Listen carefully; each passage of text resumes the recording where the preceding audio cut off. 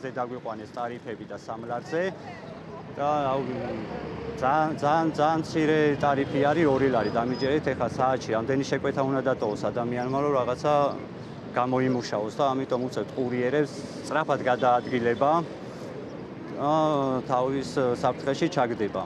კომპანიებთანაც გქონდა ძალიან ბევრჯერ შეხვედრები, მოლაპარაკებები, გვირდებია რომ გამოსწორდებოდა ორშაბათიდან, გვატყუებდნენ რომ არ აყვავსო უცხო მოქალაქეები, ვინც არის ქართულიო, მაგრამ ყოველ მისვლაზე გვატყუებენ და სრულ დაპირებებს გვაძლევენ, რომ როგორმე გაგვაჩვმონ და დავშალონ ხოლმე, მაგრამ ყოველ ხუთშაბათს ვაპირებ ჩვენ გაფიცვას, არ გავჩერდებით.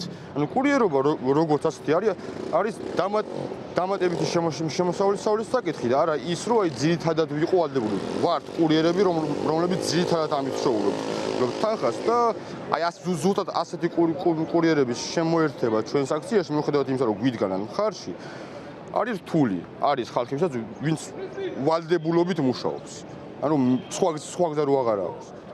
თავრობისგან ვითხოვთ მხარდაჭერას, რომ ესენი რომ ისევ როდისღაც წამოვლენ ეგრეთ წოდებულ მოლაპარაკებაზე, ამჯერად მაინც შეასრულონ თავიანთი დანაპირები. თუნდაც ეს უცხოელი კურიერები შემოვიდნენ.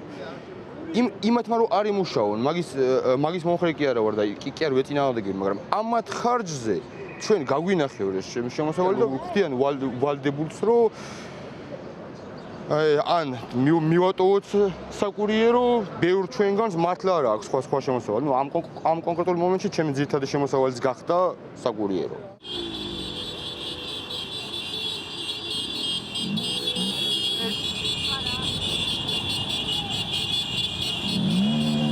ბევრი არის ვისაც 5 შვილი ყავს, ვისაც 3 შვილი ყავს, ავადმყოფი ყავს და ასე შემდეგ და ესე არჩენენ ოჯახს და რეალურად ეს ხალხი შემოსავლის გარეშე რჩება და თუ შემოსავლის გარეშე არა, ანაზღაურებას ქვევით უწევენ იმის მაგივრად ზევით აიწიოს. ყველა ვიცით რა მდგომარეობაა დღეს არა მარტო ქვეყანაში, არამედ სოფლიოში ყველაფერი ძვირდება და ძვირდება. ჩვენი ხელფასები კიდევ მცირდება და უფრო მეტი ქართველი მიდის ამ ქვეყნიდან სამწუხაროდ.